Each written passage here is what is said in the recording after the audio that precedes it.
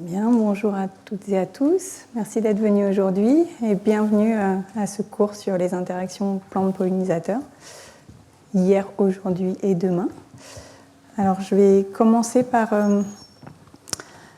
recadrer le contenu de ce cours en vous présentant très rapidement les 8 cours qui vont avoir lieu. Donc aujourd'hui, nous allons attaquer uniquement en parlant des plantes et de comment elles se reproduisent. Donc j'espère que vous n'étiez pas venus pour les pollinisateurs, sinon il faudra revenir la semaine prochaine et les suivantes. Et à partir de la semaine prochaine, nous verrons comment est-ce que ces pollinisateurs contribuent à la reproduction des plantes. D'abord d'une façon simple, en regardant simplement une interaction entre une espèce de plante et une espèce de pollinisateur. Et puis au troisième cours, en complexifiant les choses et en regardant des réseaux d'interaction. Et je vous ai indiqué à chaque fois les intervenants et les intervenantes pour les séminaires qui suivront les cours. Aujourd'hui, il n'y aura pas de séminaire à la suite du cours, on s'arrête dans environ 1 heure. Une fois qu'on aura compris comment fonctionnent ces réseaux d'interaction, on s'intéressera aux changements actuels de la biodiversité en général, avec un cours très générique sur comment est-ce qu'on fait pour caractériser les changements de biodiversité, ce qui nous permettra ensuite de discuter les changements spécifiques aux plantes et les changements spécifiques aux pollinisateurs et à leur interaction avec les plantes. On passera un cours pour s'intéresser à un mécanisme très important des changements actuels de biodiversité, qui est l'effet de l'agriculture intensive. Et puis on terminera sur les solutions pour préserver ces interactions entre plantes et pollinisateurs. Donc premier cours, la reproduction spécifiquement des plantes à fleurs. Alors je reprends rapidement, je ne sais pas si tout le monde était là hier soir pour la leçon inaugurale, mais sur l'importance des plantes dans le fonctionnement de la planète. Donc les plantes constituent la charpente du monde vivant sur cette planète. En termes de matière vivante, elles représentent les 4/5 de cette matière vivante. Et elles sont à la base de la plupart des chaînes alimentaires terrestres, parce qu'elles sont capables de produire de la matière vivante juste à partir d'énergie solaire et d'éléments minéraux. Et puis elles ont un rôle très très important dans la régulation du climat. Et elles contribuent énormément à atténuer les effets des activités humaines et des émissions de gaz à effet de serre, et donc à limiter le réchauffement qui est pourtant en cours. Et elles peuvent aussi contribuer très localement à créer des climats humides avec un couplage qui s'entretient entre le climat et la végétation. Un exemple qui est bien documenté, c'est la forêt amazonienne. Vous avez énormément de pluviosité et les nuages qui se forment au-dessus de la forêt amazonienne, ils viennent en bonne partie de l'océan Atlantique et ils sont poussés par les vents au-dessus de la forêt amazonienne. Mais ils viennent aussi en bonne partie de la transpiration des arbres dans ces forêts. Ici, vous avez une carte, et en particulier, vous pouvez regarder la carte de droite qui vous représente le pourcentage des pluies sur la forêt amazonienne qui sont issues de la transpiration des plantes. Et dans certaines zones, notamment juste en bordure des Alpes, jusqu'à la moitié des pluies qui tombent sur la forêt amazonienne sont du recyclage des plantes qui poussent à cet endroit-là. Et donc vous avez un cercle vertueux avec un climat humide qui permet la croissance de la végétation, mais la présence de la végétation qui permet aussi ce climat humide. Mais ce n'est pas le sujet principal du jour. Aujourd'hui, on va s'intéresser à la façon dont les plantes se reproduisent. Donc je vais commencer par quelques définitions. Quand on parle de reproduction, on parle de l'ensemble des processus par lesquels les individus, les êtres vivants, engendrent de nouveaux individus. Et on a 2 façons dans le vivant d'engendrer des nouveaux individus. On a ce qu'on appelle de la reproduction sexuée. C'est une production de nouveaux individus qui va impliquer la rencontre et la fusion de cellules sexuelles. Ou bien de la reproduction asexuée, qu'on peut aussi appeler reproduction clonale ou reproduction végétative. On en reparlera dans la suite du cours. Alors chez les animaux, cette reproduction, elle est relativement simple, même s'il y a plein de subtilités et de complexités qui se cachent derrière. Les animaux ont ce qu'on appelle un cycle diplophasique. Alors je suis désolée, je vais vous transmettre pas mal de jargon à chaque fois en vous l'expliquant, mais il me semble important de vous donner un peu ces termes parce que vous pouvez les rencontrer. Donc diplophasique, qu'est-ce que ça veut dire? Ça veut dire qu'il y a une phase, donc un type d'individu chez les animaux, qui possède 2 copies de leur ADN. Donc c'est le cas par exemple chez nous les humains. Nous avons tous 2 copies de nos gènes, une qui nous vient de notre mère et une autre qui nous vient de notre père. Bon, mais c'est vrai pour tous les animaux qui font la reproduction sexuée. Et donc les individus qu'on observe chez les animaux, ils sont ce qu'on appelle diploïdes. Ils possèdent 2 copies de leur génome. Et chez ces individus diploïdes, il se passe dans une partie du corps une division cellulaire particulière qui s'appelle la méiose, qui permet de produire à partir d'une cellule avec 2 copies du génome, des cellules avec une seule copie du génome, qui sont les cellules reproductrices, qu'on appelle les gamètes. Chez les animaux, ce sont les ovules pour les gamètes femelles et les spermatozoïdes pour les gamètes mâles. Et ces gamètes vont rester des gamètes toute leur vie de gamètes, et pour certains d'entre eux, ils vont fusionner, ce qu'on appelle la fécondation, pour donner naissance à un embryon et à un nouvel individu avec 2 copies de son génome. C'est relativement simple. Chez les plantes, vous allez voir, c'est plus compliqué, mais c'est aussi plus intéressant. Chez les plantes, alors ça s'est affiché avant que ce que je pensais, on a un cycle haplo-diplophasique. Ça veut dire quoi? Ça veut dire qu'il n'y a plus une seule phase, il y a 2 phases avec 2 types d'individus. Des individus diploïdes, comme chez les animaux, mais aussi des individus avec une seule copie de leur génome.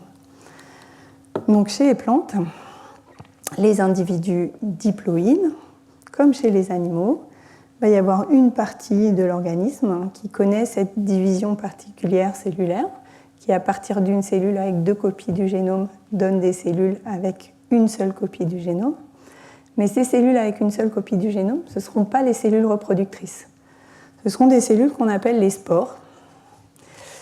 Et une spore, par rapport à un gamète, c'est une cellule qui est capable de donner naissance à un nouvel individu sans passer par la fusion et la fécondation. Alors, souvent, ces individus sont soit mâles, soit femelles, mais des fois, ils peuvent porter les 2 fonctions. Et donc, vous allez avoir des individus qui possèdent une seule copie de leur génome et une phase haploïde.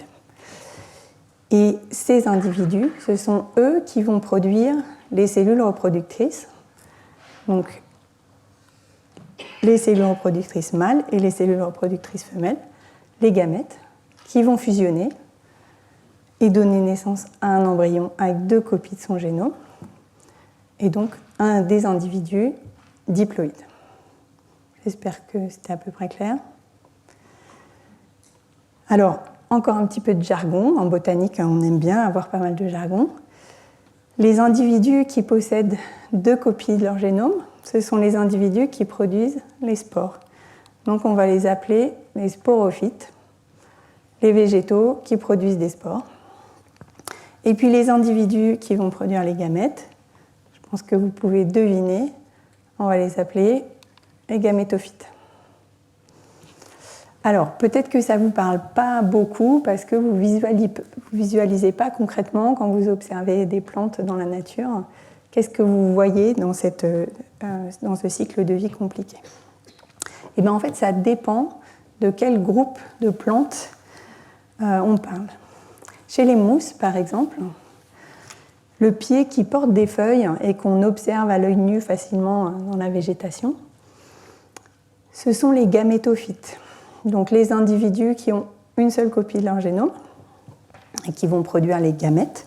Donc ici, vous avez une représentation chez une espèce de polytrique, donc une petite mousse. Là, vous avez le gamétophyte mâle et ici le gamétophyte femelle. Le gamétophyte mâle va produire des spermatozoïdes. Chez les mousses, ces spermatozoïdes sont capables de nager dès qu'il y a un petit peu d'humidité et d'eau pour circuler. Et ils vont réussir à rejoindre les gamètes femelles qui seront produits sur le pied femelle, mais qui vont rester sur la femelle. Ils vont fusionner et ils vont donner naissance au sporophyte. Le sporophyte qui est cette petite structure-là, qui se termine par une espèce d'urne. Ça, c'est un individu. C'est un individu très très discret et puis qui reste complètement porté par le pied femelle qui l'a produit. Mais ça reste un individu au sens biologique du terme. Et ce sporophyte, il va produire des spores à l'intérieur de ces structures et puis ces spores, elles vont disperser et elles vont aller former ces gamétophytes, mâles ou femelles selon leur genre. Chez les fougères, c'est encore autre chose. Le pied avec des feuilles qu'on observe qui est très grand, c'est le sporophyte, donc individu qui produit les spores.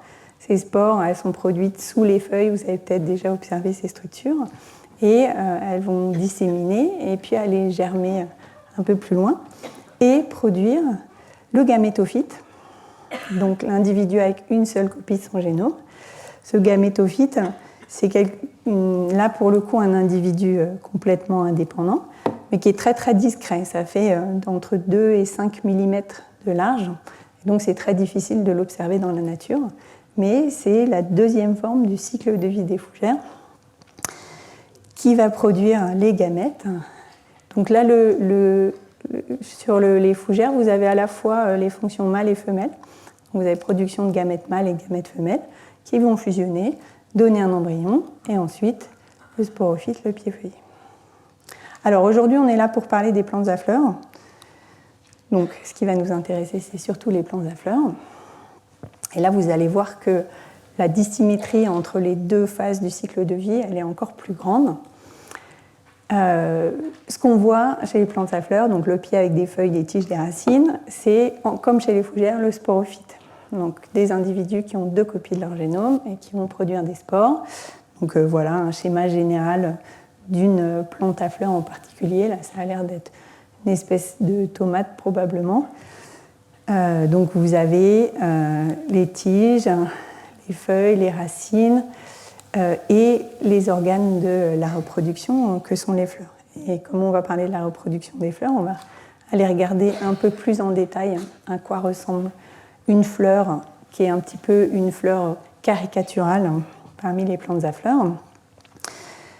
Ces fleurs, elles contiennent des parties qu'on va appeler stériles dans le sens où elles ne contribuent pas directement à la reproduction, même si on verra dans le cours suivant qu'elles sont très très importantes pour la reproduction parce qu'elles contribuent à attirer les pollinisateurs. Donc ces parties stériles, ce sont les pétales et les sépales. Et puis vous avez les organes de la reproduction à proprement parler. Les organes femelles, enfin l'organe femelle qui est le pistil, qui va être composé d'un ovaire à l'intérieur duquel on va trouver des ovules. Je vous en reparlerai après. Un stigmate qui est l'endroit où vont se déposer les grains de pollen et une partie allongée, le style, qui relie l'ovaire et le stigmate. Vous notez ces terminologies-là, ovaire et ovule, ça ressemble beaucoup à ce qui se passe pour la reproduction humaine. Et ça, c'est un héritage de Linné, donc le naturaliste suédois qui est à l'origine de la nomenclature à 2 noms pour décrire les espèces et qui a vraiment fait une comparaison presque trait pour trait entre la reproduction des plantes à fleurs et la reproduction des humains. Et donc il avait quasiment assigné toutes les parties de la fleur à plutôt des parties féminines. D'où ce terme ovaire et ovule. Et il y a du coup un faux ami parce que les ovules chez les femmes, ce sont les cellules reproductrices. Ici, ce n'est pas du tout la cellule reproductrice. On va voir que c'est un organe plus complexe. Donc ça pour la partie femelle. Et puis pour la partie mâle, donc l'organe de reproduction mâle, sont les étamines, avec une structure de support qui rattache à la plante le filet, et puis les anthères, qui sont les sacs où vont être produits du pollen, dont nous allons reparler tout de suite après. Alors, je fais juste un tout petit aparté. Depuis le début, je parle de plantes à fleurs, je n'ai pas vraiment défini de quoi on parlait, mais c'est important de commencer à avoir une première idée de à quoi elles ressemblent pour vraiment les définir. Donc, elles font partie de ce qu'on appelle les plantes vertes, qui correspondent à la fois aux algues vertes et aux plantes terrestres.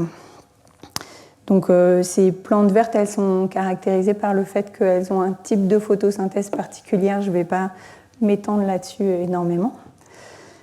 Et les plantes terrestres, donc encore du jargon botanique, on les appelle les embryophytes. Pourquoi ? Parce que ce sont des plantes qui produisent un embryon après la fécondation.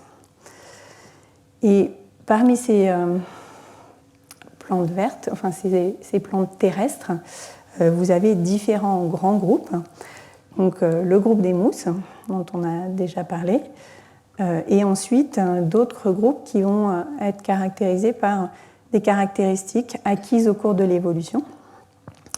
Vous avez le groupe des plantes vasculaires, donc qui, par opposition aux mousses, ont des vaisseaux qui permettent la circulation de la sève. Et parmi ces plantes vasculaires, vous avez le groupe qu'on appelle des plantes à graines, donc qui vont être caractérisées par le fait que l'embryon qui est produit est protégé à l'intérieur d'un ovule. Et donc là, l'ovule, ce n'est pas du tout la cellule reproductrice femelle, c'est la structure qui va protéger l'endroit où l'embryon est produit. Et vous avez deux groupes dans ce groupe des plantes à graines, les gymnospermes, qui contient notamment le groupe des conifères.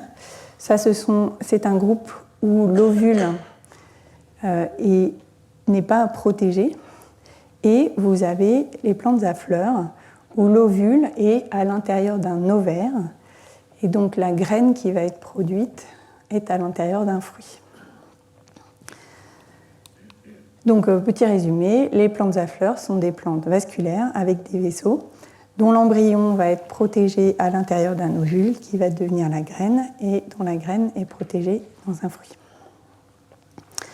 Alors, je ne sais pas si vous vous rappelez, on était en train de parler du cycle de vie particulier des plantes à fleurs, le fait qu'il y avait deux types d'individus chez ces espèces-là, des individus avec deux copies de leur génome qu'on appelle les sporophytes, et des individus avec une seule copie du génome qu'on appelle les gamétophytes et qui produisent les cellules reproductrices. Et je vous ai dit, le pied avec des feuilles qu'on voit pour les plantes à fleurs, c'est le sporophyte. Donc, où sont les gamétophytes ? Alors, chez les plantes à fleurs, ils sont vraiment très très discrets et réduits à leur plus simple expression. Donc, il y a un gamétophyte mâle et un gamétophyte femelle. Le gamétophyte mâle, c'est le grain de pollen. Et le grain de pollen, c'est un individu, je dirais presque comme vous et moi, sauf qu'il a une seule copie de son génome au lieu de deux. Ces grains de pollen, ils sont produits, donc, je vous ai mis pour rappel, on est dans la fleur, l'organe reproductif mâle, les anthères, et là on est à l'intérieur des anthères. Ici vous avez une coupe en microscopie optique d'une anthère de lys. Donc, vous avez différents sacs dans cette anthère et c'est à l'intérieur de ces sacs que sont produits les grains de pollen. Donc là, vous allez avoir des cellules qui vont connaître cette division cellulaire particulière, la méiose, qui vont passer de cellules à deux copies du génome vers des cellules à une copie du génome. Et ensuite, un processus de différenciation cellulaire qui va aboutir à cet individu, le grain de pollen, qui est vraiment réduit à sa plus simple expression. Un grain de pollen, ça a seulement deux cellules.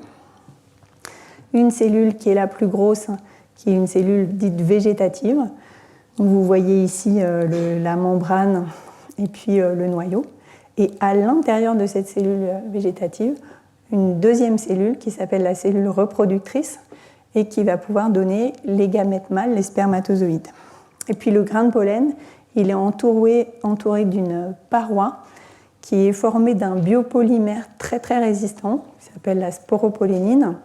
C'est tellement résistant qu'on peut retrouver des traces de grains de pollen dans des sédiments très très profonds et reconstituer des végétations passées en remontant assez loin dans le temps, parce que la paroi est restée intacte.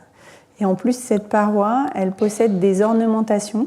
Donc vous voyez par exemple ici sur un grain de pollen de lys qui est vu en microscopie électronique à balayage. Ces ornementations, elles sont spécifiques au moins à des groupes d'espèces, mais parfois même à des espèces. Donc quand on retrouve des grains de pollen, on peut dire à quelle espèce ou groupe d'espèces appartenait ce grain de pollen. Donc grain de pollen, c'est tout petit, mais ça, je pense que vous avez l'habitude de voir des grains de pollen ou au moins des paquets de pollen. Vous voyez, de l'ordre de 1/10 de millimètre. Et là, vous avez une vision en microscopie optique d'un grain de pollen de lys. Vous voyez bien la cellule végétative, son noyau, et puis à l'intérieur, la cellule reproductrice avec aussi son noyau. C'est essentiellement un gros noyau, cette cellule reproductrice, puisque c'est elle qui va transmettre le matériel génétique dans les cellules reproductrices. Donc ça, c'était le gamétophyte mâle. Maintenant, le gamétophyte femelle, c'est encore plus particulier. Alors le grain de pollen, au moins, c'est un individu qui quitte son parent, qui l'a produit et qui va pouvoir se promener dans l'environnement. Le gamétophyte femelle, c'est un individu qui va rester tout le temps à l'intérieur de l'individu qui l'a produit et que dans la vie courante, on n'observe pas du tout parce qu'il faut vraiment aller faire des coupes et regarder au microscope pour le voir. Ce gamétophyte femelle, en plus, il a un nom qui n'est pas particulièrement attractif, il s'appelle le sac embryonnaire. Et c'est une structure à l'intérieur, donc là on est dans la fleur, à l'intérieur de l'ovaire, et dans un ovule à l'intérieur de l'ovaire.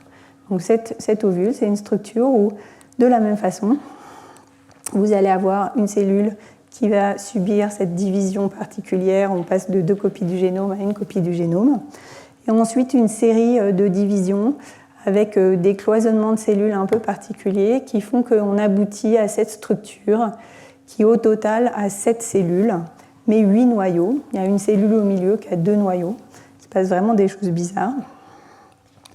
Et ça ressemble à ça en microscopie, c'est pas facilement visible. Et avec un peu d'imagination, on reconnaît 3 cellules qui sont à une extrémité.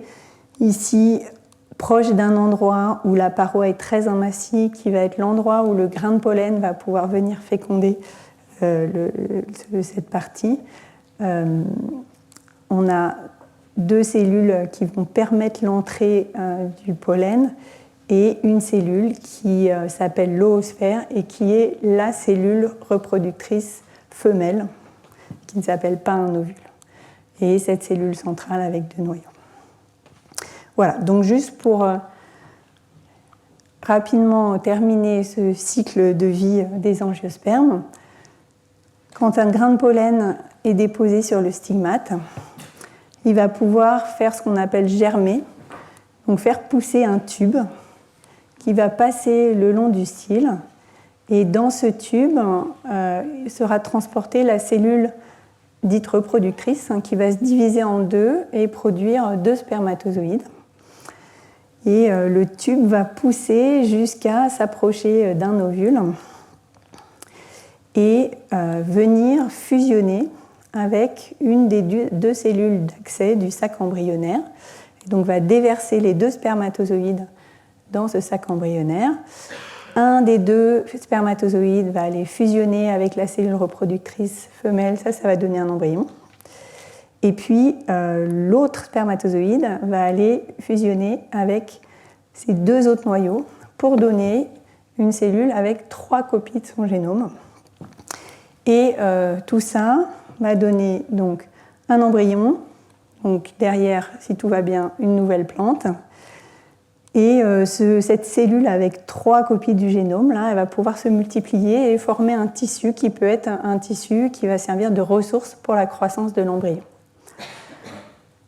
Si tout fonctionne bien, l'embryon se développe, l'ovule va devenir une graine. à l'intérieur d'un ovaire qui va devenir un fruit. Voilà, là vous avez les grandes lignes de la reproduction de ces plantes à fleurs. Un des problèmes qu'ont ces plantes à fleurs, et comme tous les végétaux, c'est qu'elles sont immobiles, enracinées à un endroit donné. Et donc, ça ne va pas être simple pour contrôler comment elles reçoivent du pollen, comment elles peuvent éventuellement exporter du pollen vers d'autres plantes, et éventuellement, est-ce qu'elles peuvent choisir avec quel partenaire elles vont se reproduire. Donc, pour ces plantes, il y a une grosse importance des vecteurs de pollinisation pour la reproduction, y compris quand vous avez des fleurs qui ont à la fois les fonctions mâles et femelles, parce qu'il y a beau avoir quelques millimètres de distance entre l'étamine et le style, comme les grains de pollen sont complètement inertes, ils ne peuvent pas atteindre le style tout seul. Alors, ces vecteurs, ils sont de deux natures. Il y a soit des vecteurs physiques, on va parler de pollinisation abiotique.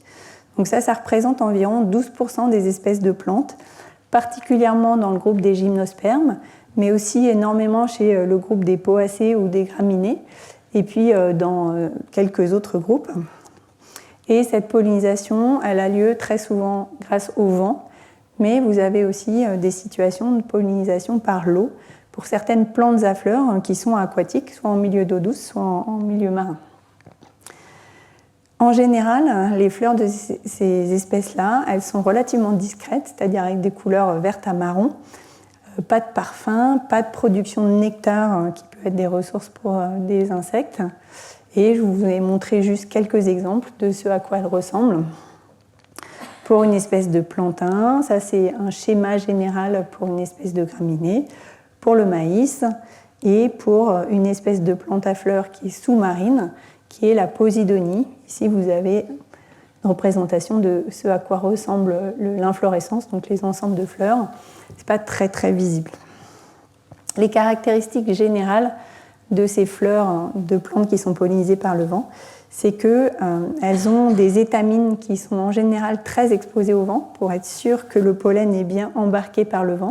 Donc vous le voyez ici sur le plantain, où vraiment les étamines ont un très long filet qui permettent de sortir du reste de la fleur. Pour le maïs, les étamines, donc le maïs c'est une espèce particulière, on va en reparler, qui a des fleurs mâles et des fleurs femelles séparées sur le même pied. Et les fleurs mâles, c'est le toupet qui est au sommet de la plante, donc bien aussi exposé au vent. Et puis les stigmates, donc la partie femelle où le pollen va être réceptionné, ils sont souvent dits plumeux, c'est-à-dire avec beaucoup de ramifications qui permettent d'augmenter la surface et la probabilité qu'un grain de pollen finisse par atterrir. Et donc sur le maïs, par exemple, les stigmates, c'est les cheveux de la poupée de maïs qui font vraiment une très très grosse surface pour récupérer ce grain de pollen. Alors, une autre caractéristique de la pollinisation, notamment par le vent, c'est que les plantes produisent des très très grandes quantités de pollen parce que cette pollinisation, elle est aléatoire et donc pour avoir des chances de réussir à ce qu'un grain de pollen atterrisse sur la partie femelle d'une autre fleur, il vaut mieux en produire beaucoup. Et c'est des pollens de petite taille qui sont bien portés par le vent et assez lisses, qui sont aérodynamiques. C'est aussi très souvent, si vous êtes sensible au rhume des foins, c'est aussi très souvent le pollen auquel on est allergique, parce qu'on développe les allergies préférentiellement à des substances qu'on rencontre fréquemment. Et comme ces plantes qui sont pollinisées par le vent, elles émettent des grosses quantités de pollen dans l'environnement, et on les trouve très souvent dans nos voies respiratoires et c'est comme ça qu'on finit par développer des allergies. L'autre option, dont on ne va pas parler aujourd'hui mais dont on parlera la semaine prochaine, c'est un transport du pollen par les animaux et qui en fait concerne la majorité des plantes à fleurs, entre 80 et 90%. Donc à ce stade du cours, dans les deux cas, on constate que les plantes dépendent de vecteurs de transport de pollen qu'elles n'ont pas beaucoup contrôlés. Le vent, elles ne contrôlent rien du tout. Les pollinisateurs, on pourra en rediscuter, elles contrôlent un peu plus. Une question qui se pose, c'est est-ce qu'elles peuvent choisir leur partenaire pour la reproduction malgré ça? Et la réponse est oui, elles ont des options pour le faire. Et on appelle système de reproduction l'ensemble des caractéristiques qui influencent le choix du partenaire pendant la reproduction sexuée. Chez les animaux, ces systèmes de reproduction ils sont relativement simples. Alors je caricature un peu, probablement des gens qui travaillent en zoologie trouveraient que c'est beaucoup plus compliqué que ça, mais en caricaturant, on a deux options entre soit la monogamie, un couple qui se reproduit de façon stable toujours entre les mêmes individus, soit de la polygamie. Chez les plantes, le potentiel est beaucoup plus grand pour plusieurs raisons. Déjà, le fait que les fleurs ce soient ces appareils reproducteurs, potentiellement on peut avoir beaucoup d'appareils reproducteurs par individu, parfois des milliers ou des dizaines de milliers, avec à la fois la fonction mâle et la fonction femelle. Et on peut distribuer ces genres, ces fonctions mâles et femelles, soit entre fleurs, soit entre individus. Et il y a plein de façons différentes de le faire, on va le voir. Et puis, le fait que pour beaucoup d'individus, il y a à la fois les fonctions mâles et les fonctions femelles, ça peut permettre aux individus de se reproduire avec eux-mêmes. Voilà, et donc ça, je l'ai déjà dit, je vais passer. Donc, première chose, en termes de distribution des fonctions mâles ou femelles au sein des fleurs et entre individus, la majorité des plantes à fleurs sont dites hermaphrodites, c'est-à-dire avec la fonction mâle et la fonction femelle sur la même fleur. Donc ici, par exemple, une fleur d'hibiscus, vous avez les étamines ici, et puis les stigmates là. Mais vous avez quand même 30% de autre chose. Et dans ces autres choses, vous avez soit des systèmes où vous avez des individus mâles et des individus femelles séparés. Donc c'est le cas ici chez le kiwi. Si vous cultivez du kiwi, vous savez qu'il faut un pied mâle pas trop loin d'un pied femelle pour obtenir des fruits. Vous avez des situations où les individus, la plante est hermaphrodite, c'est-à-dire qu'elle a la fonction mâle et la fonction femelle, mais sur des fleurs séparées. C'est le cas ici, l'illustration que vous avez, c'est une fleur de châtaignier. Vous avez les fleurs mâles, là, qui sont ces très grands chatons qui produisent beaucoup de pollen. Et puis les fleurs femelles, elles sont plus petites et avec déjà les piquants de la bogue qui sont installés, mais qui à ce stade sont encore très flexibles. Donc fleurs mâles, fleurs femelles, mais sur le même individu. Et puis vous avez des choses plus compliquées, des choses qui sont assez répandues, c'est des systèmes où vous avez des individus hermaphrodites, avec des fleurs qui ont les deux fonctions, et des individus femelles. Et puis plus rarement, vous pouvez avoir des systèmes, donc individu hermaphrodite, individu femelle, ça s'appelle la gynodioétie, et par exemple le thym est une plante gynodioïque. Si vous avez du thym dans votre jardin, vous pouvez essayer de regarder, est-ce que vous retrouvez des étamines dans toutes les fleurs ou pas. Si vous avez plusieurs pliés, vous pouvez avoir des hermaphrodites et des femelles.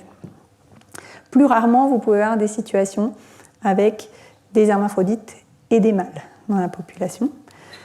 Et puis enfin, il y a un dernier groupe qui est un peu le groupe fourre-tout, où il y a d'autres combinaisons possibles. Et par exemple, chez le frêne commun, vous avez à la fois des fleurs mâles, des fleurs femelles, des fleurs hermaphrodites, des fois ensemble sur le même arbre, des fois séparés sur des arbres différents.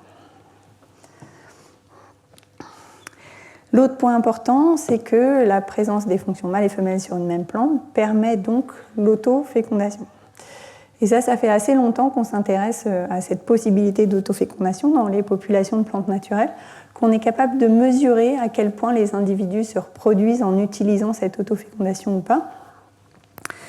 On fait ça en utilisant des marqueurs moléculaires de l'ADN, je vous passe les détails, mais on a des données qui nous disent, donc ici un exemple, c'est une des toutes premières études qui avait essayé de caractériser ça. Ce graphique vous montre le nombre d'espèces qui font soit presque exclusivement des croisements entre individus, soit presque exclusivement de l'autofécondation. Quand on est à 0, là, ça veut dire qu'il n'y a pas de croisement entre individus, tous les individus se reproduisent uniquement avec eux-mêmes. Soit un mélange des deux, entre les deux. Donc ça, c'était la toute première étude. Il y en a eu d'autres qui ont suivi avec de plus en plus d'espèces pour lesquelles on mesurait ces taux d'autofécondation. Et les motifs changent un peu, mais le schéma général reste le même. Il semble y avoir quelque chose avec deux extrêmes qui sortent. Il y a beaucoup de plantes qui font presque que des croisements, pas mal de plantes, un peu moins plus récemment, qui font que de l'autofécondation, et puis un milieu de plantes qui font un peu des deux. Donc une question qui se pose, c'est comment est-ce qu'on fait pour comprendre cette distribution des taux d'allofécondation. Donc allofécondation, c'est croisement, et autofécondation, c'est se reproduire avec soi-même. Donc pourquoi est-ce qu'une population de plantes choisit, c'est pas vraiment un choix, mais de fait de l'autofécondation ou au contraire des croisements? Et ça, quand on se pose une question pourquoi en biologie, il y a différentes façons de répondre à cette question. Et en particulier, il y a des auteurs qui ont proposé qu'il y avait 4 façons différentes d'y répondre en fonction de la cible de notre explication. Est-ce qu'on essaye d'avoir une vision un petit peu dans le temps, soit au cours du développement d'un individu, soit au cours de l'histoire du vivant, ou au contraire, on regarde juste un moment arrêté dans le temps. Et il y a 2 aussi types d'explications, soit des causes qu'on va dire proches, immédiates, soit des causes qu'on appelle ultimes, c'est-à-dire les causes qui sont expliquées par l'évolution des systèmes. Donc juste pour illustrer, si on essaye d'avoir les causes proches et une vision avec quelque chose dans le temps, on va parler de comment est-ce qu'une caractéristique se met en place au cours du développement d'un individu. Donc si je me pose la question pourquoi les oiseaux chantent au printemps, on peut avoir des éléments de réponse qui disent c'est parce que pendant le développement de l'embryon de l'oiseau, il y a des gènes qui vont signaler aux cellules de mettre en place des cordes vocales. J'espère que les oiseaux ont des cordes vocales. Non, ils n'ont pas de cordes vocales, merci le spécialiste. Mais bref, une structure qui va leur permettre de chanter. Donc on se demande, du point de vue du développement de l'individu, comment est-ce que c'est possible. Alors ça, on ne va pas en parler aujourd'hui parce que vraiment, moi, je ne suis pas spécialiste de biologie du développement chez les plantes, mais sachez qu'il y a plein de gens qui s'intéressent à comment ça se fait au cours du développement d'une plante que la structure de la fleur est de telle façon ou de telle autre façon. Si on regarde juste un moment arrêté dans le temps, on va se demander juste en termes de mécanisme, comment est-ce que ça fonctionne. Donc là, typiquement, on va regarder qu'il n'y a pas de corde vocale dans les oiseaux, mais il y a une autre structure et elle est activée de telle ou telle façon pour produire un son. Et puis ensuite, il y a ces causes ultimes. Et donc si on est dans le temps, on va s'intéresser à l'histoire évolutive de cette caractéristique. Donc par exemple, chez tous les oiseaux, on va pouvoir constater que la possibilité de chanter au printemps est apparue au cours de l'histoire un certain nombre de fois. Et enfin, si on regarde un moment arrêté dans le temps, on va essayer plutôt de comprendre comment est-ce que la caractéristique influence la survie et la reproduction des individus et comment est-ce qu'elle est affectée par la sélection naturelle. Donc par exemple, quand les oiseaux chantent au printemps, est-ce que ça améliore leur capacité à se reproduire parce que ça leur permet d'attirer des femelles, ou peut-être ça peut aussi augmenter leur probabilité de mourir parce que ça attire des prédateurs. Donc on va essayer de se poser ces questions, alors sauf la première là, mais on va regarder un peu les mécanismes qui permettent ou pas de faire de l'autofécondation, les forces de sélection qui agissent pour favoriser ou défavoriser l'autofécondation. Et puis on terminera par un petit peu de l'histoire évolutive de cette autofécondation. Alors quels sont les mécanismes qui favorisent l'autofécondation? En fait, il y en a plusieurs. Par exemple, il y a des plantes qui produisent des fleurs qui ne s'ouvrent jamais. Ici, une espèce de lamier. Vous voyez des fleurs là qui sont ouvertes. Et puis, des fleurs plus petites ici. Ce ne sont pas des boutons. Ce sont des fleurs qui ne vont jamais s'ouvrir et qui vont quand même produire des graines parce qu'elles vont s'autoféconder. Elles sont sûres que ce sera que de l'autofécondation. Il n'y a aucun accès possible de pollen par l'extérieur. Un autre mécanisme, c'est simplement de jouer sur la distance entre les parties mâles et les parties femelles. Donc à chaque fois, je vous ai mis encore les noms botaniques un peu barbares. J'insiste pas dessus.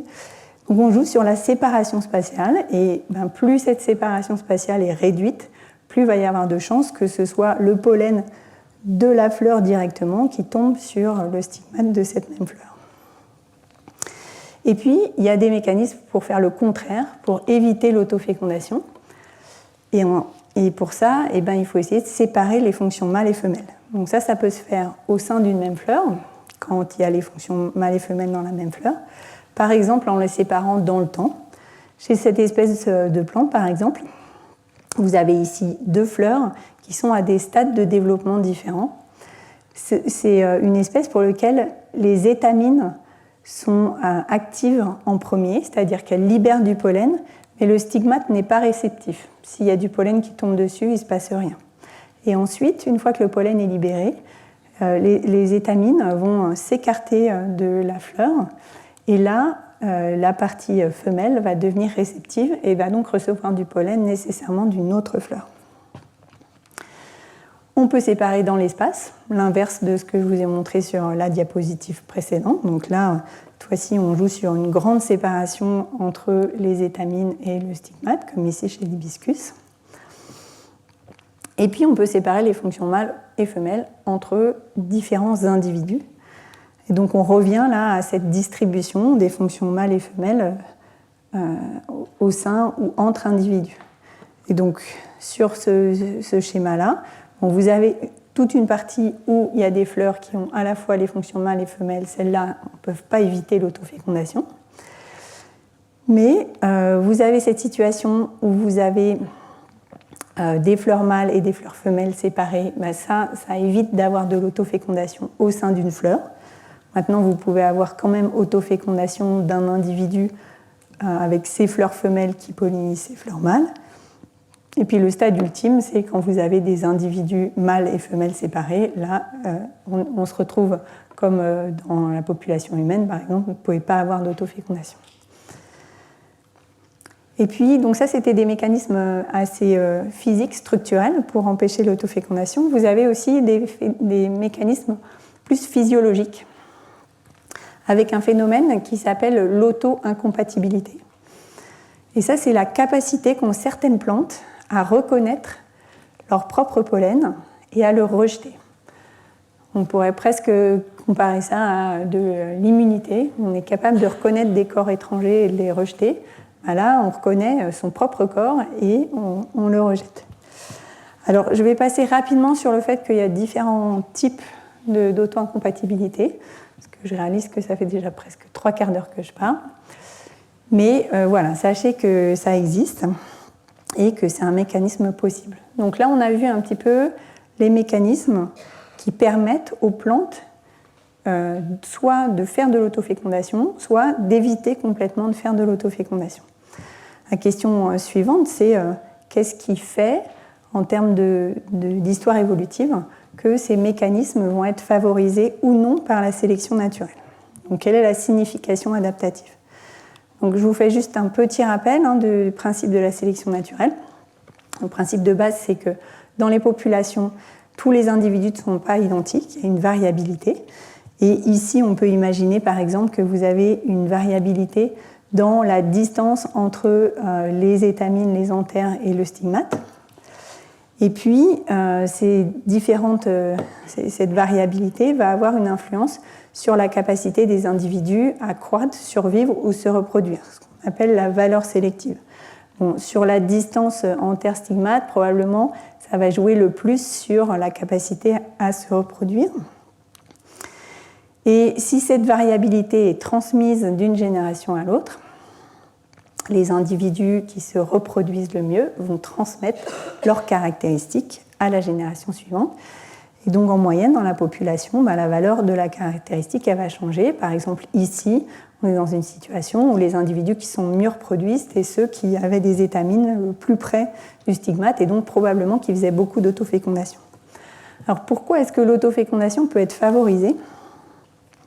Il y a une des raisons qui est que ça permet de très très bien transmettre ses gènes à ses descendants.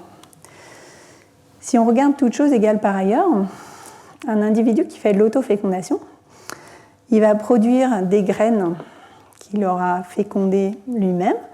Donc ces descendants-là, ils vont contenir 2 copies de génome qui viennent du même individu.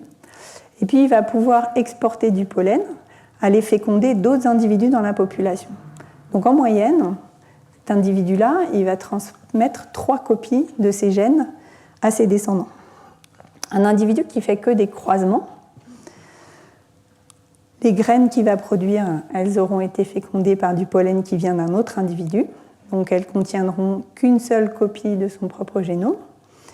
Et de la même façon que l'autre, cet individu peut envoyer du pollen sur d'autres plantes et également avoir des descendants qui ont une copie du génome.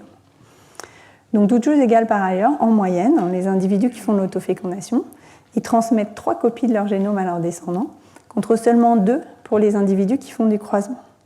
Donc, il y a un avantage de 50% à faire cette autofécondation, qui, du point de vue de la sélection naturelle, ce qui est sélectionné, c'est les caractéristiques qui permettent de mieux transmettre ces gènes à la descendance. C'est un avantage vraiment énorme.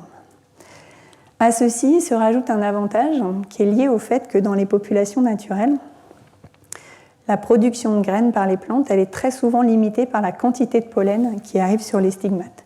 Ça, on peut le montrer en faisant des expériences qu'on appelle de supplémentation en pollen.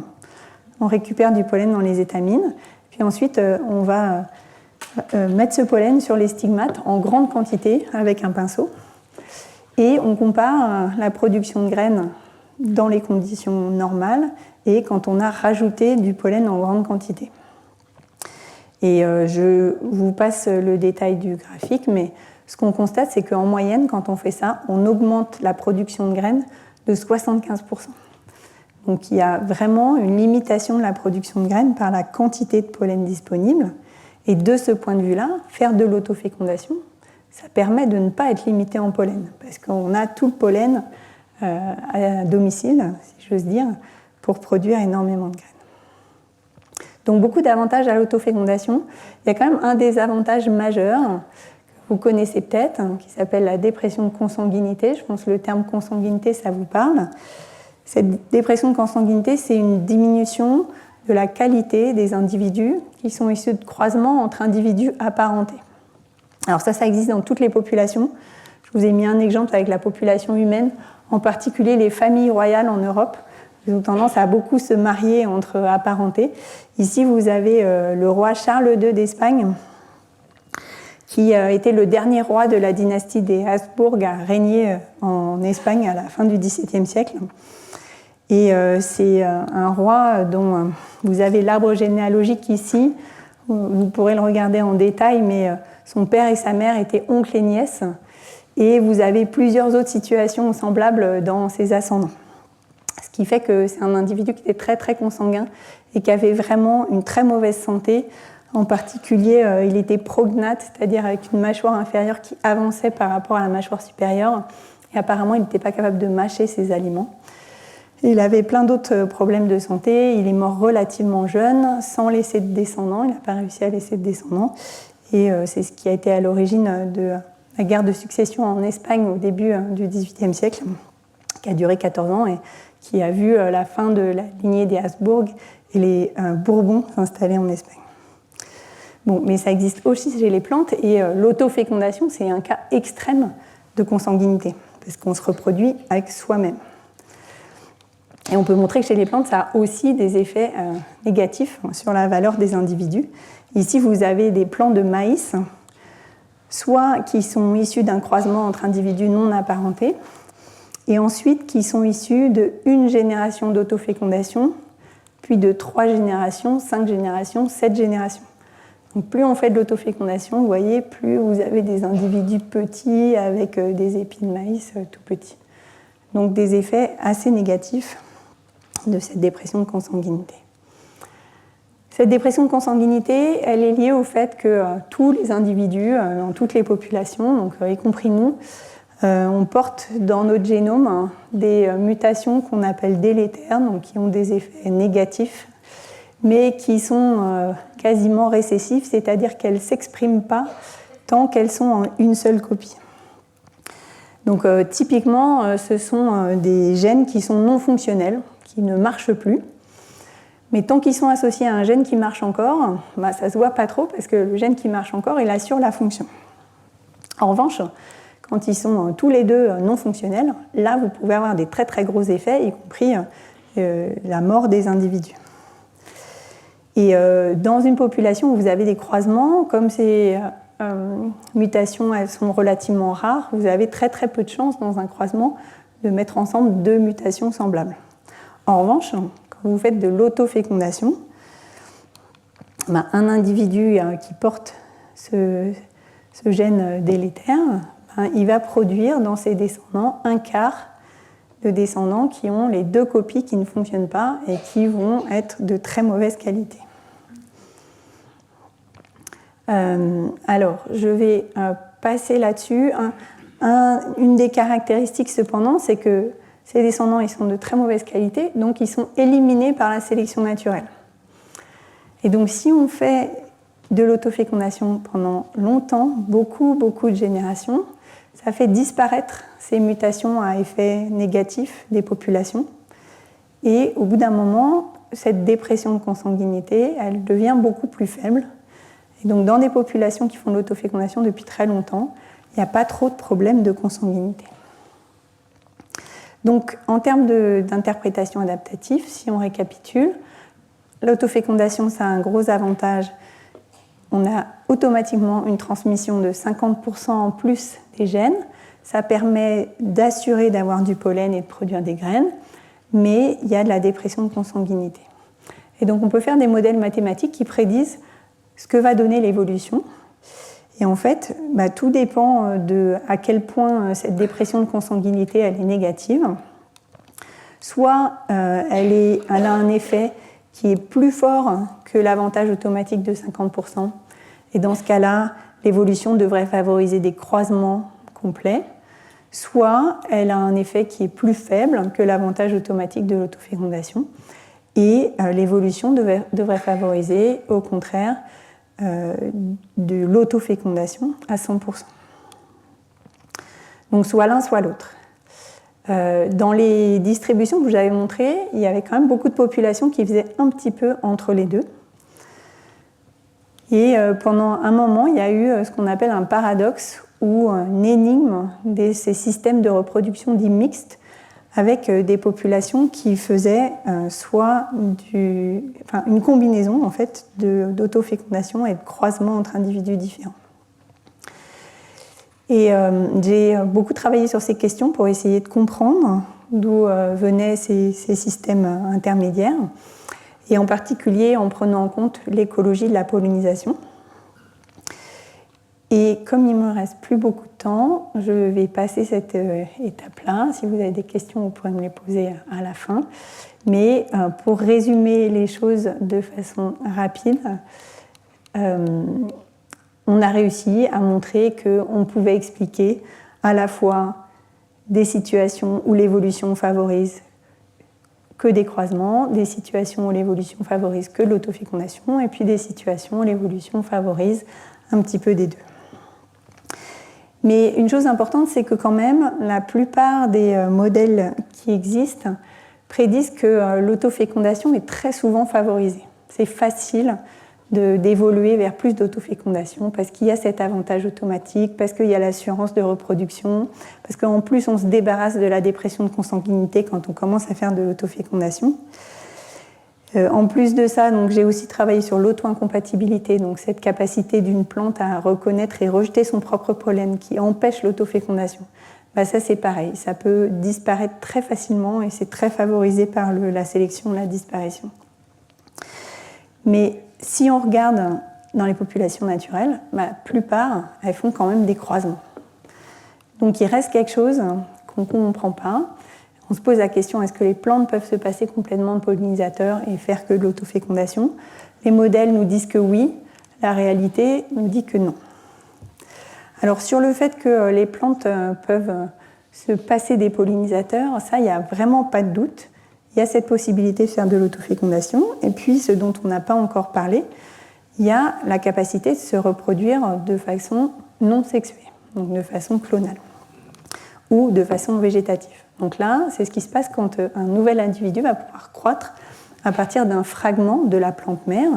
Et ce nouvel individu, ça va être une copie conforme, d'un point de vue génétique, de sa plante mère. Donc ça, il y a plein de façons de le faire chez les plantes. Je vous ai juste mis quelques exemples. Du bouturage, donc là on prend vraiment un morceau de la plante, on le met en croissance et vous pouvez avoir la génération de racines. Donc ça, je pense que vous avez tous déjà essayé de faire du bouturage. Vous avez la possibilité d'avoir des stolons qui sont des rameaux qui ont une croissance horizontale. Et puis le bourgeon terminal, à un moment, va s'enraciner et va former une nouvelle plante qui, à la fin, va pouvoir se détacher de la plante mère. Vous avez des bulbilles qui sont des structures qui se développent, par exemple, à l'insertion des feuilles, mais qui peuvent se développer aussi sous terre ou à l'insertion des feuilles avec des réserves et qui vont pouvoir se détacher de la plante, s'enraciner et produire une nouvelle plante. Et puis des tiges tubérisées, comme chez les pommes de terre, mais vous avez plein d'autres possibilités. Dernière possibilité, une reproduction végétative qui utilise quand même les structures de la reproduction sexuée. Ça s'appelle l'apomixie, donc c'est un développement asexué d'une graine. On produit quand même des graines, mais il n'y a pas eu de fécondation pour produire cette graine. Et en fait, ce qui se passe, c'est que c'est une partie dans l'ovule avec des cellules qui ont encore 2 copies de leur génome, qui vont se développer pour produire la graine plutôt que d'avoir une fécondation. Donc c'est le cas par exemple chez les ronces ou chez les pissenlits. Et ça pose pas mal de problèmes en botanique et en taxonomie, parce que concrètement, ça fait des individus qui se croisent jamais, donc qui évoluent de façon indépendante les uns des autres pendant très longtemps, et puis au bout d'un moment, ils accumulent des petites mutations, ils se mettent à devenir un tout petit peu différents, et ça peut être des nouvelles espèces. Et chez les ronces et chez les taraxacum, il y a vraiment des grosses difficultés botaniques, parce que ce sont des espèces qui ne se croisent pas ou très peu, et qui ont tendance à faire plein de petites micro-espèces. Alors si on prend une vision un peu évolutive, même raisonnement que pour l'autofécondation, quels sont les avantages à faire de la reproduction soit sexuée, soit asexuée?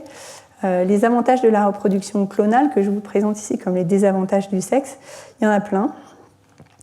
Le premier, c'est que faire de la reproduction sexuée, ça implique d'avoir des mâles, des femelles, et que la présence de mâles, ça a un coût en termes de croissance démographique de la population. Si vous imaginez une population soit avec des individus qui se reproduisent de façon clonale, soit de façon sexuée, et que chaque femelle peut produire 4 descendants à chaque génération. En reproduction clonale, une femelle va produire 4 femelles, qui vont produire chacune 4 femelles, et ainsi de suite. En reproduction sexuée, une femelle va produire 4 individus, en moyenne 2 femelles, 2 mâles, et donc vous avez seulement 2 femelles qui contribuent à produire des individus. Et donc là, la croissance de la population est beaucoup plus rapide en reproduction clonale qu'en reproduction sexuée. Deuxième désavantage, le coût de la méiose, qui est lié au fait, donc ça, la méiose, c'est cette division cellulaire qui permet de passer de cellules avec 2 copies du génome à des cellules à 1 copie du génome. Une femelle qui fait de la reproduction clonale, elle transmet tous ses gènes dans ses descendants. Une femelle qui fait de la reproduction sexuée, elle jette la moitié de ses gènes pour accepter les gènes qui viennent d'un mâle. Donc ça a un coût aussi en termes de transmission génétique. Et puis il y a d'autres coûts. Déjà, il faut trouver un partenaire pour la reproduction sexuée. Pour la reproduction clonale, la question ne se pose pas.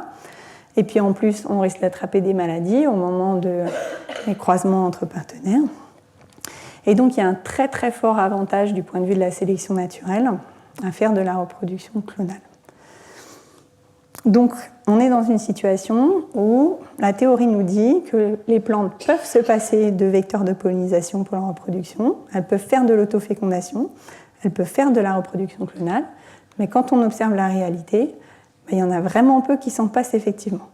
En fait, la quasi-totalité des plantes sont capables de faire de la reproduction clonale, à l'exception des espèces annuelles. Mais la quasi-totalité des plantes font aussi de la reproduction sexuée, même quand elles sont capables de faire de la reproduction totale. Et la majorité des plantes utilisent des croisements entre individus pour leur reproduction sexuée et assez peu de l'autofécondation. Alors pourquoi ça ? Et bien, ce qu'on a raté dans notre raisonnement, c'est une vision sur le long terme.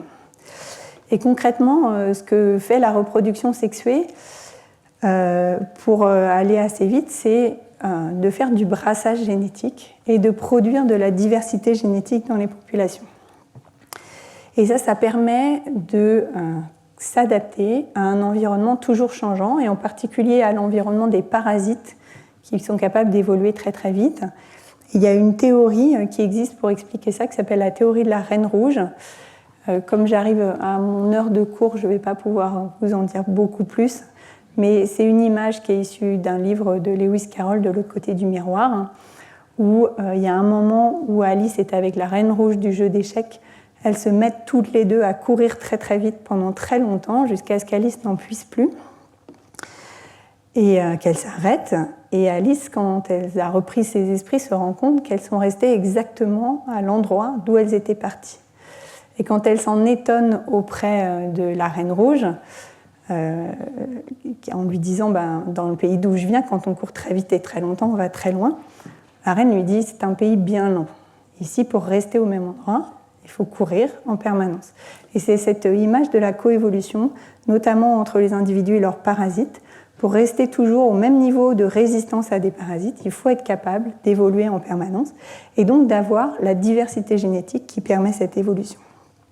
Sur cette question de l'évolution de la reproduction sexuée, je vous renvoie à un cours de Tatiana Giraud qui occupait cette chaire il y a 2 ans, qui est un excellent cours sur l'évolution du sexe où vous aurez tous les détails.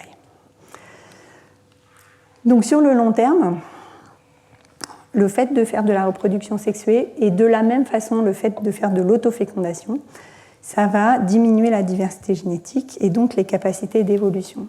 Et ça, il y a des études qui montrent que ça a un effet vraiment sur l'évolution des espèces. Alors ici, c'est un schéma assez compliqué. Donc, ce sont des gens qui ont étudié le groupe des solanacées, donc le groupe où vous avez la tomate, le tabac, la pomme de terre, les poivrons, les piments.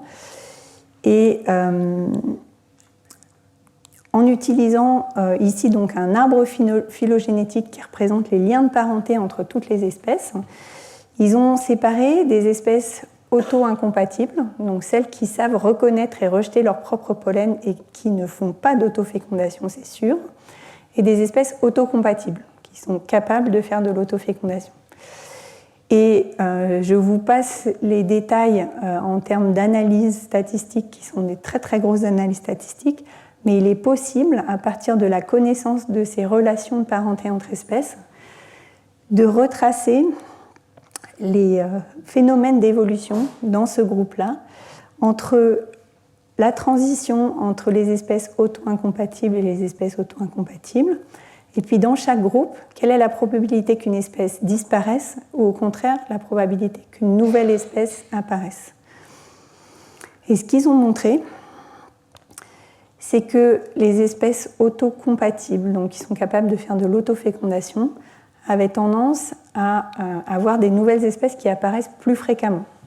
Et ça, c'est pas surprenant parce que vous avez cet isolement, il n'y a plus de croisement entre individus, donc c'est facile d'avoir des groupes qui se forment et qui deviennent de plus en plus différents et qui à la fin donnent de nouvelles espèces, de la même façon que pour les ronces et les pissenlits et la reproduction clonale. En revanche, ces espèces-là, autocompatibles, donc faisant plus d'autofécondation, avaient un taux d'extinction, donc de disparition, beaucoup plus élevé que les espèces auto-incompatibles. Et au final, la vitesse à laquelle les espèces se diversifient au cours du temps est plus élevée chez les espèces auto-incompatibles qui ne font pas d'autofécondation que chez celles qui font de l'autofécondation. Et ces espèces auto-compatibles, elles ont une espérance de vie limitée par rapport aux espèces auto-incompatibles. Et donc je terminerai là-dessus. Ce qu'on sait actuellement, c'est que la sélection naturelle va favoriser facilement une reproduction autonome, soit de l'autofécondation, soit de la reproduction clonale. Les avantages à court terme, ils sont très très forts. Mais les espèces qui, en quelque sorte, n'ont pas de chance et qui vont dans cette voie-là, elles perdent la reproduction sexuée et elles perdent les croisements et elles ne vont plus être capables de s'adapter suffisamment vite au changement de leur environnement et donc elles vont s'éteindre rapidement. Ce qui fait que sur le long terme, les espèces qui persistent sont celles qui vont continuer à faire des croisements, d'où le rôle central des pollinisateurs dans la reproduction des plantes à fleurs. Et donc la semaine prochaine, on parlera de cette coévolution entre plantes et pollinisateurs. Je vous remercie pour votre attention.